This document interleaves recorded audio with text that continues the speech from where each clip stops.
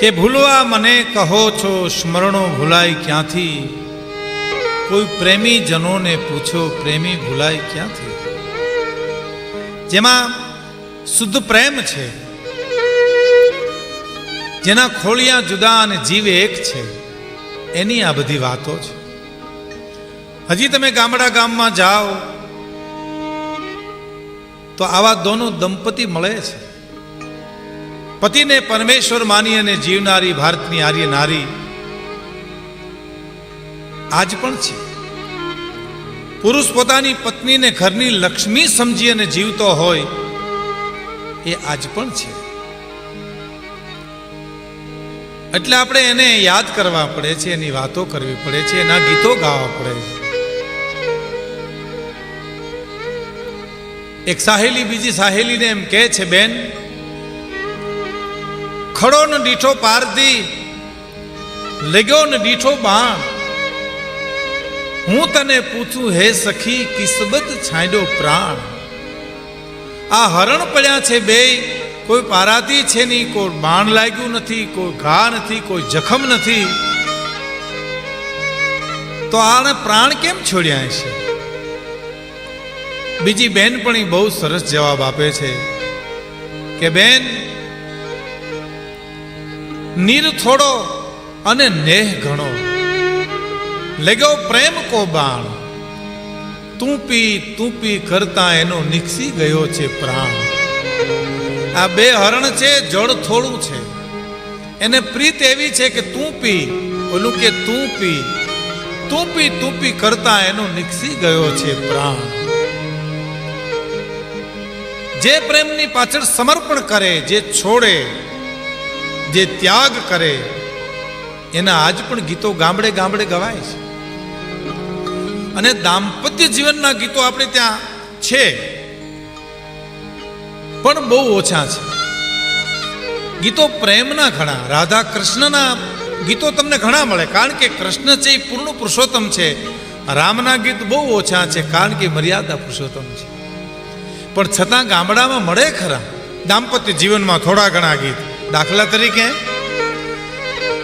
કે રામ તમારે બોલડીએ હું કુવે પાણી જઈશ જો, રામ તમારે બોલડીએ હું કુવે પાણી જઈશ જો, તમે જો જાશો કુવે પાણી હું સિંચણિયું થઈશ જો, રવિંગ કેરી લાકડીએ રામે સીતાને માર્યા જો, ફૂલ કેરે દડુલીએ સીતાએ વેરવાયા જો.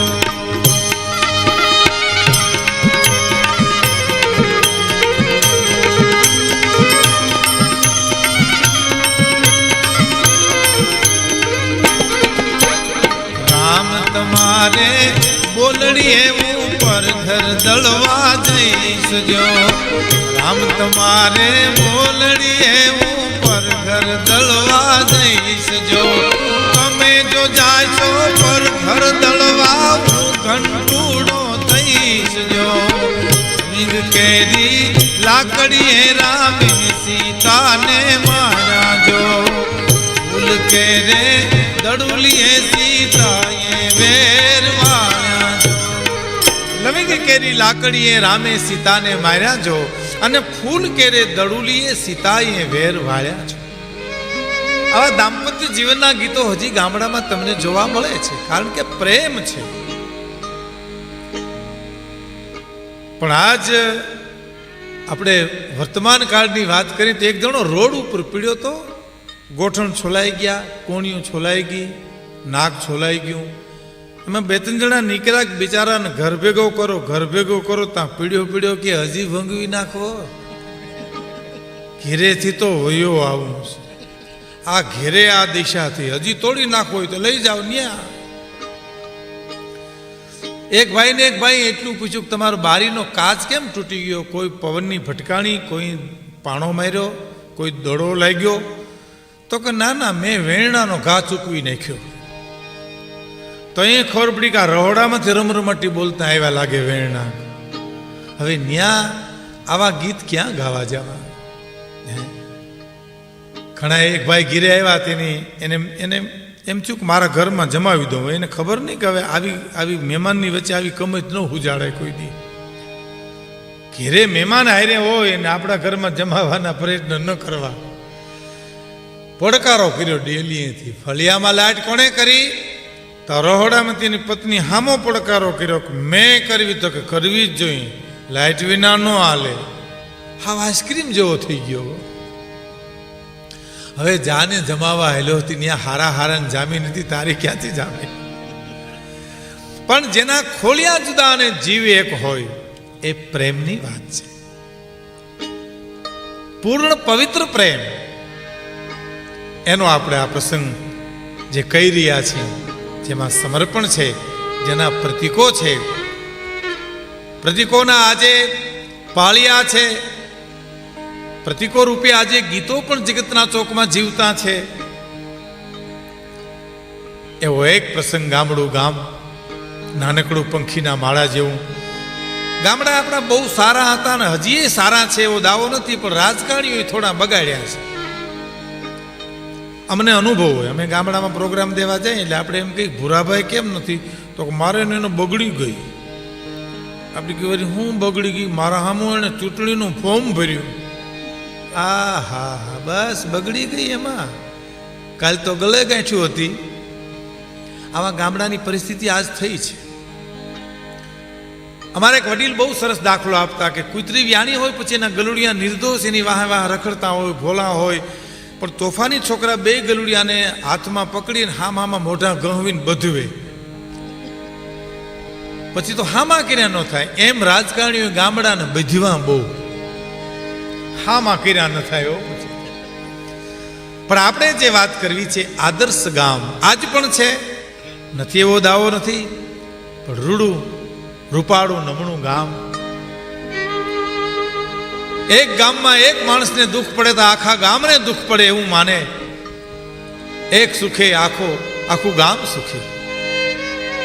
આપણે ત્યાં એવું જ હતું ને. આપણા રાજા મહારાજા આખી પ્રજાનું સુખ દુઃખ જોઈને પછી નીંદર કરતા, હવની મોર ન હોઈ જતા. કઈ ગામમાં જોઈ લેતા કોઈને દુઃખ નથી ને, બધાએ ખાધું છે ને. એક વડીલ તો બહુ સરસ વાત કરતા હતા કે આજના સરપંચને પણ એટલો વિચાર કરવો છે કે મારા ગામમાં કોઈ દુઃખી નથી ને. જો આવો વિચાર આવે તો દુઃખ જ ક્યાં રહી? મારું ગામ સુખી રહેવું જોઈએ, મારા ગામમાં કુસંપ ન હોવો જોઈએ. આવા ગામડા, એવા ગામડાની માલિપા દોનો દંપતી પતિને પરમેશ્વર માની અને જીવનારી ભારતની આર્ય નારી.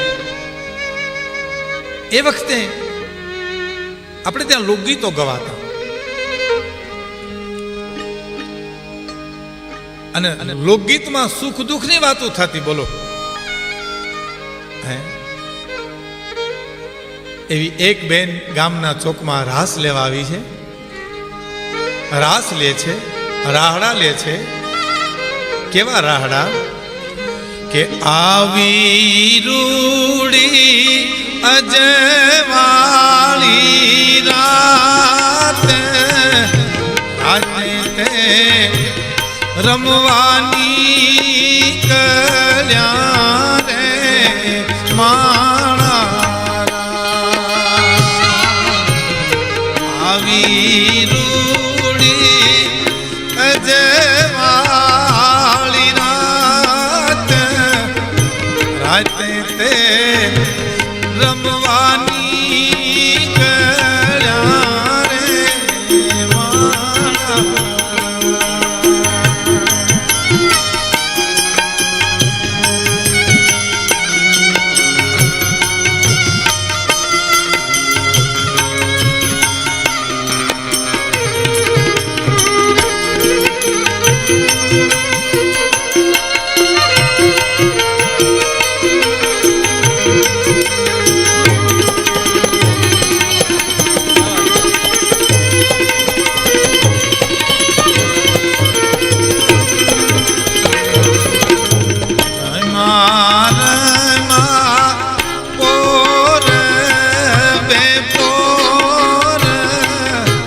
સાઈબોજી એ તેડા મોકલ્યા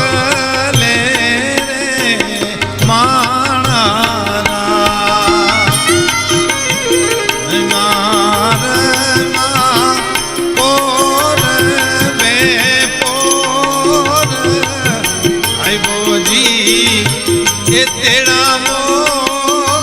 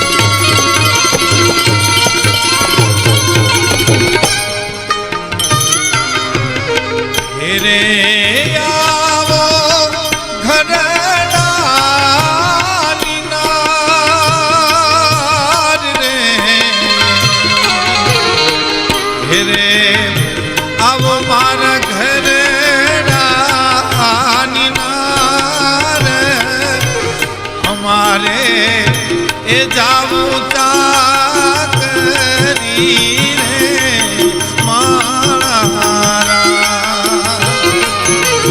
મારે એ જાવું ચાકરી રે મારા આવી રૂડી અજવાળી રાત રાતે રમવા નીકળ્યા માણા રાજ હજી તો રાસ લેવો ન લેવો તા તો તેડું આવ્યું કેવું તેડું આવ્યું પોતાનો પરિણો પોતાને બોલાવે છે એટલે રાસ મૂકી અને ઘરે જાય છે સાંભળ્યું હા મારે પરદેશ જવાનું છે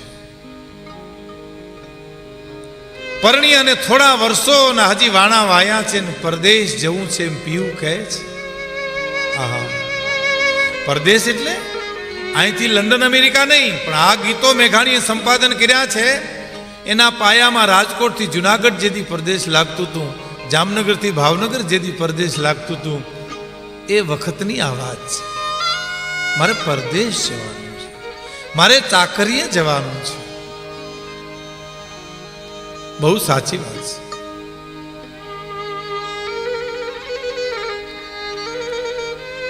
પુરુષના શબ્દ સાંભળી અને સ્ત્રી એમ કહે છે તમારે પરદેશ જવું છે આપણે ત્યાં ભારતીય સંસ્કૃતિમાં જવા દેવો જોઈએ ના ન પાડવી જોઈએ પણ હહરાના કુટુંબમાં એને દુઃખ છે એક તો દુઃખમાં જીવે છે અને એમાંય પોતાનો પીવું એમ કહે છે મારે પરદેશ જવું છે ના પાડે છે કાકલુદી કરે છે કે તમને હું પરદેશ નહીં જવા દઉં કારણ કે આભમાં એ જીણી જબુ કે વીજળી રે આભમાં જીણી જબુ કે વીજળી એ જીણા જરમન વારસે મેઘ ગુલાબી નહીં જાવા દઉં નહીં જાવા દઉં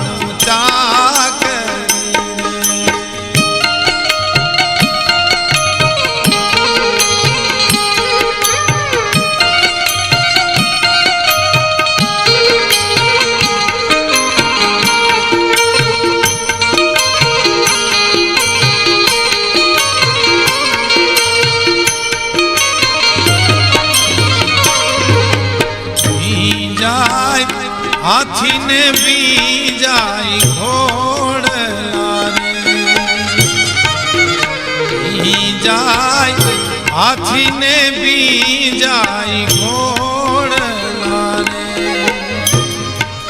એ બી જાય હાથીનો બેવતલ સુબો ગુલાબી નહીં જાવા દઉં ચાકરી રે તમને નહીં જાવા દઉં નોકરી રે આભમાં જીણી જબુ કે વીજળી રે એ જીણા જર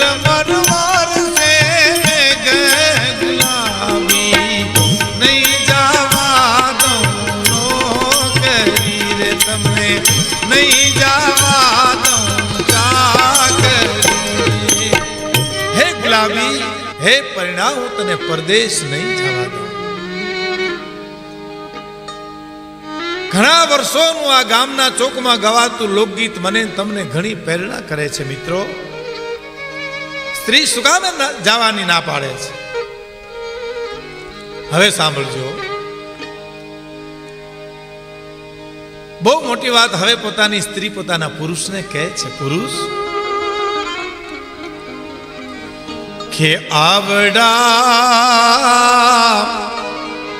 એ મંદિરમાં હું તો એકલી રે લો, કેમ કરી મારા દખના દાડા જાય મારો પરનો એ હાલો છે વેરણ ચાકરી રેનો એ મારો પરનો આજ હાલો છે વેરણ ચાકરી રેનો. પુરુષ હું તને નહીં જવા દઉં. ઝીણો ઝીણો ઝીણો મધરો મધરો વરસાદ વરસે છે, આકાશમાં વીજળી એમ કહેવાય છે કે હરાવા કાઢે છે. એવે વખતે એક ઓરડામાં એક સ્ત્રી પોતાના પુરુષને બાવડું પકડીને રોકે છે. પુરુષ હું તને નહીં જવા દઉં. હવે સાંભળજો મિત્રો કે ઘરમાં એ સાસુ ને નણદ દોયલી રે એ મારા ઘરમાં મારી સાસુ ને નણદ દોયલી રે લો. અને લાંબી છે મારે પિયરિયાની વાટ પરણા લાંબી છે મારે મારા એ પિયરિયાની વાટ મારો વાલમ હાલો છે વેરણ ચાકરી રેલો એ અમારો પરનો એ હાલો છે વેરણ ચાકરી રેલો. પુરુષ હું તને નહીં જવા દઉં. એનું કારણ ઘરમાં સાસુને નણંદ દોઈ લે અને લાંબી છે મારે પિયરિયાની વાત, કારણ મારા પિયરમાં કોઈ નથી. ખારા હમદરમાં મીઠી વીરડી એક તું મારો પીવું છો. અને પુરુષ એમ કહે છે મારે જવું પડશે, મારે પરદેશ જવું પડશે. અને ઘોડેસવારી કરી અને પરદેશની વાટે જ્યારે પુરુષ નીકળે છે, ચાકરીએ જાય છે. વર્ષો પહેલાના પ્રસંગો મને તમને આજે નજરે તરવરતા હોય. એ સ્ત્રી વિદાય આપે છે, સાસુને નણંદ દોઈ લે. પુરુષ નીકળ્યા ગયા પછી વહુને સાસુ દુઃખ દે છે, નણંદ દુઃખ દે છે. આપણે ત્યાં હકીકતમાં મિત્રો જો વિચાર કરીએ તો સાસુએ માની ફરજ બજાવવી જોઈએ. મારા દીકરાની વહુ છે એ મારી દીકરી છે, કારણ કે મારી દીકરી પણ ક્યાંક ગઈ છે એમ કોકની દીકરી મારે ઘરે આવી છે. હું એની માં છું, માની ફરજ બજાવવી જોઈએ. પણ ખેર કેટલી હાહુને એમ જ છે કે અમે હાહુ જ જન્મીએ છીએ, અમારો જન્મ જ હાહુ તરીકે થાય છે. એના દુખડાના ગીતો હજી જગતના ચોકમાં જીવતા છે, દુઃખ દે છે. કોઈ પણ સંજોગોમાં દુઃખ દે છે. કારણ કે વહુની ભૂલ કાઢવી હાહુને મન રમત છે. મોડું ઉઠે તો બાંધવા માંડે, ઠામડા ઉટકતી હોય તો કે આ બરાબર ઉટક્યા નથી. જેને બાંધવું જ છે, જેને ક્લેશ જ કરવો છે.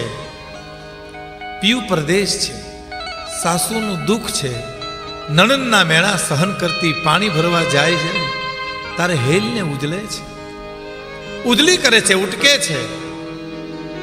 મને એક વાક્ય બહુ ગમે છે મિત્રો, કે ગરીબ કવિ હોય એની કવિતા ઉજલી હોય અને દુઃખી બાઈઓ હોય એના બેડા ઉજળા હોય. કારણ કે એ ઉટકતી જ હોય દુઃખમાંથી બચવા ખાતર. અને જે ગરીબ કવિ હોય એની કવિતા ઉજળી હોય. જે સ્થાન લઈને આવ્યો છું એ સ્થાનની ઇજ્જત રાખી છે, માનવતાપૂર્વક જીવીને ઇન્સાનની ઇજ્જત રાખી છે. મારું નાવ ડૂબે છે મજધારે તે પર ન હસો તટના વાસી, મેં મારું નાવ ડૂબાવીને સાગરના તોફાનની ઇજ્જત રાખી છે. અને એક આહ ભરું તો હું તારા આસનને ડગાવી દઉં, પણ દિલને હંમેશા વારીને ભગવાનની ઇજ્જત રાખી છે. અને ઘરવખરી વહેંચીને પણ મહેમાનની ઇજ્જત રાખી છે. ગરીબ કવિ હોય એની કવિતા બહુ ઉજળી હોય, દુઃખી બાયું હોય એની હેલું બહુ ઉજળી હોય. કોઈ બેનપણી પૂછે બેન દુબળી કેમ છો,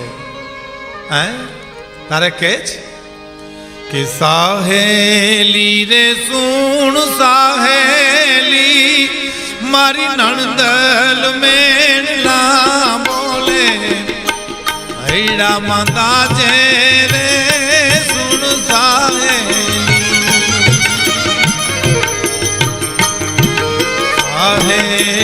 રે સુણ સાહેલી મારી નણદલ મેળા બોલે હૈડા માતા જે રે સુણ સાહેલી.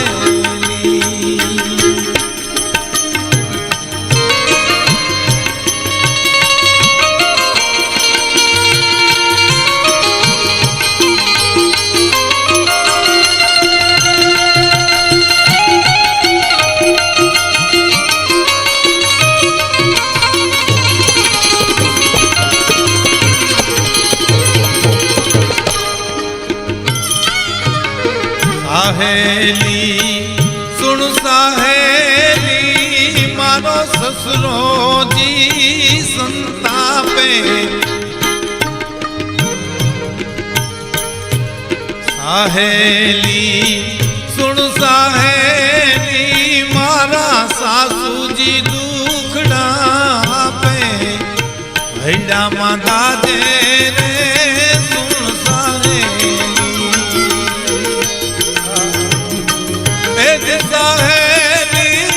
સુણ સાહેલી મારી નણદલ મેળા બોલે હૈડા માતા જે રે સુણ સાહેલી. મારી સાસુ મને દુખડા દે સુણ સાહેલી મારા હૈડામાં દાજે. મારી નણદલ મેળલા બોલે મારા હૈડામાં દાજે. શું કામ દાજે મિત્રો? આમાં કયું એવું વેણ છે કે એના હૈયામાં દાજે છે? એને ભાઈ નથી, એને ડગલે ને પગલે ની સાસુ અને નણંદ એમ કે છે નભાઈ તું નભાઈ છો. એ નભાઈના મેળા મારાથી સહન ન થતા બેન, એટલે હું દુબળી છું. અને બેન હું આ હેલ ઉટકા કરું છું એનું કારણ કે સાહેલી એ સુણ સાહેલી એ મારો પરણો પર દે વાટે એની વાટું જો ઘાટે રે સુણ સાહેલી. એ જી સાહેલી સુણ સાહેલી મારો પરણો હવે પરદેશ વાટે એની વાટું જો ઘાટે રે સુણ સાહેલી.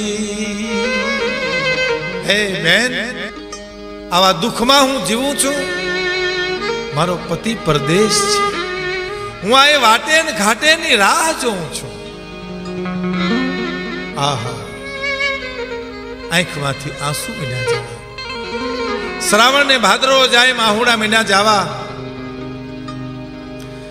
અને એમ કે છે કે આવન જાવન કહ ગયો દે ગયો કોલ અનેક, ગિનતે ગિનતે ઘસ ગઈ મેરી અંગુલિયા કી રેખ. હું તો એના દિવસો ગણી ગણી અને મારી આંગળીઓની રેખા બાઈકી ગહાઈ ગઈ, તો હજી પરદેશથી આવ્યો નહીં. કારણ મોતી લેને પીયું ગયો ખાર સમુદ્ર કે તીર, મોતી ન મિલે ન પીયું ફિરે નેના ટપકત નીર.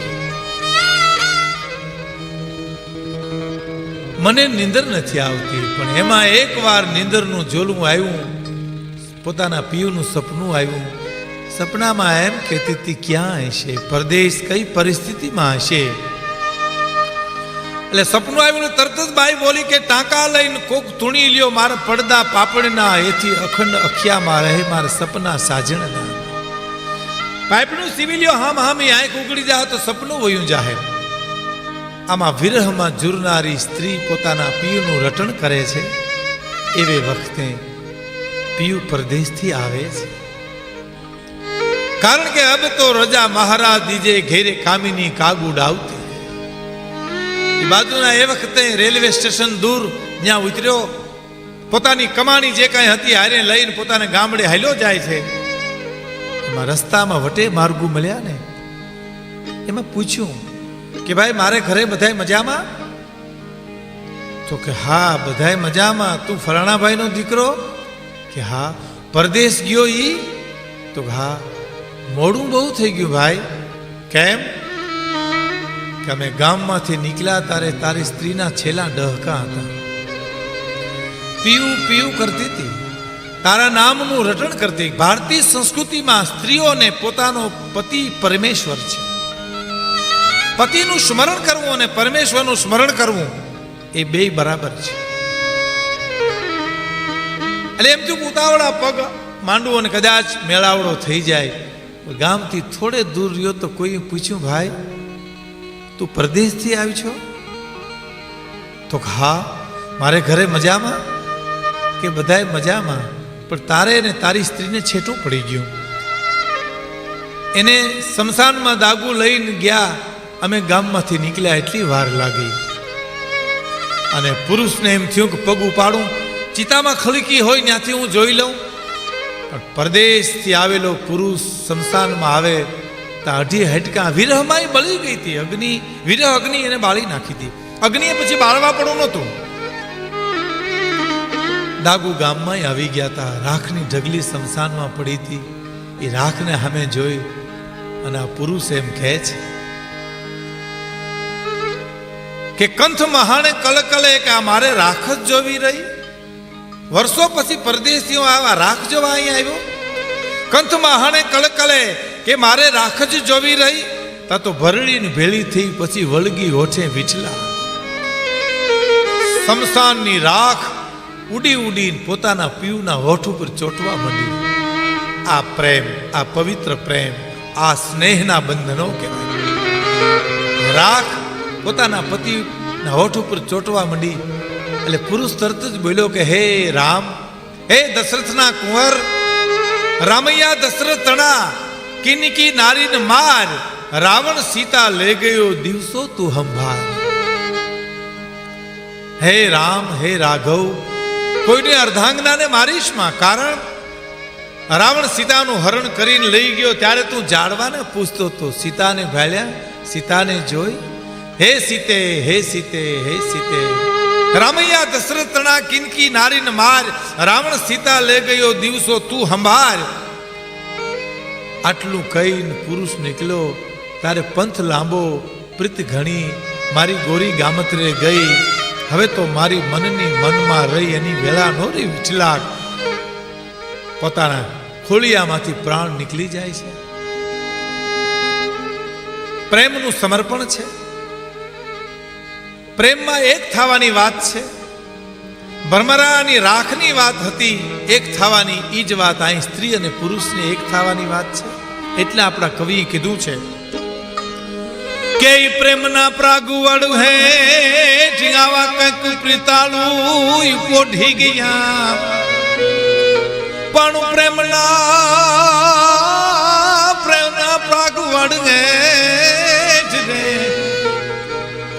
અને આજ કંઈક પ્રિતાળું પોઢી ગયા પણ ઓલા રાકા રાકા રોતારિયા એ તો ભૂંડે મોએ ભૂદરા પણ ઓલા રાકા રોતારિયા એ તો ભૂંડે મોએ ભૂદરા.